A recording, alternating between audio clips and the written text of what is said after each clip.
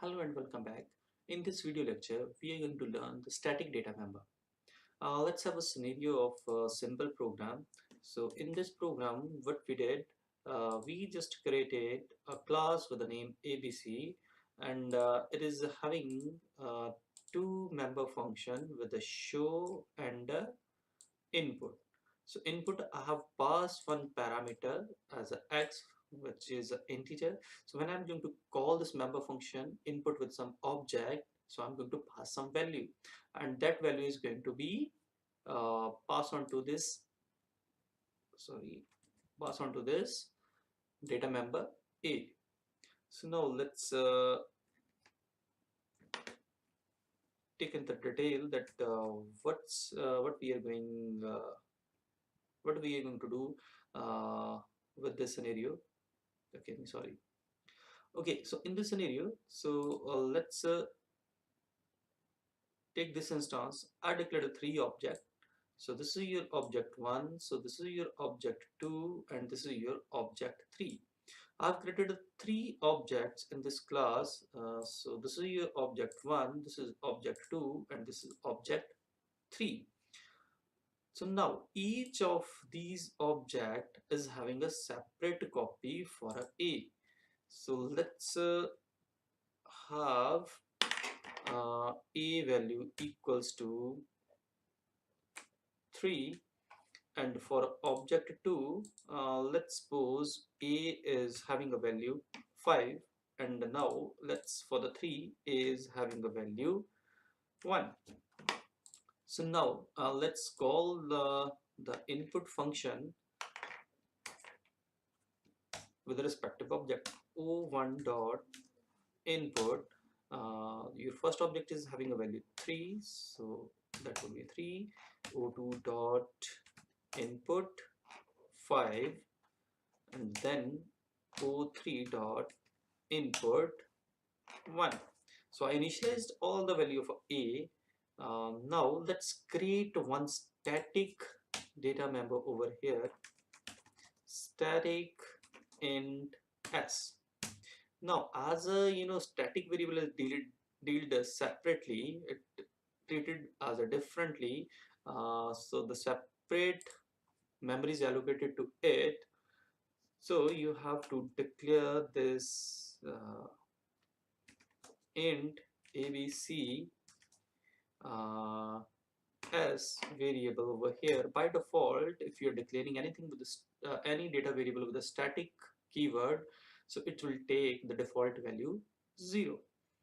So now, so how we are going to see that thing according to this object point of view? It's like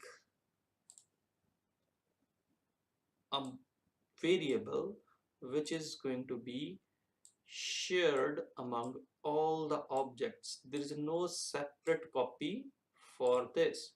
So here is the S, which is going to be shared among all three objects.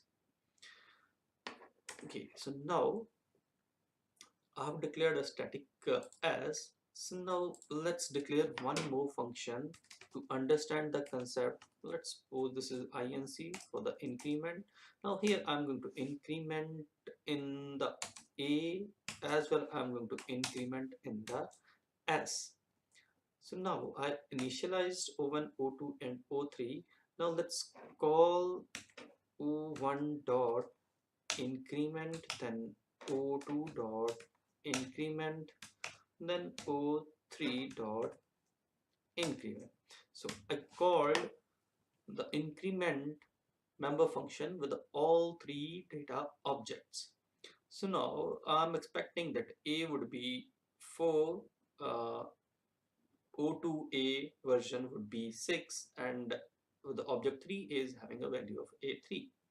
But what about this? So by default, this value is a 0. So for all these values, the S would be 3. So here S would be 1, 2, and 3.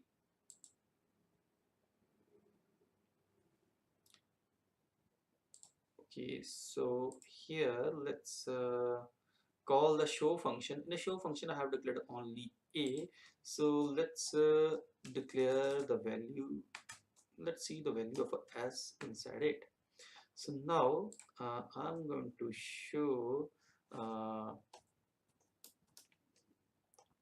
o1 dot show, o2 dot show, o3 dot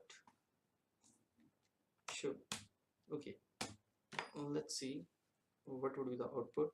So now you can observe that initially okay, okay, initially a value was 3, 5 and 1 respectively with these object.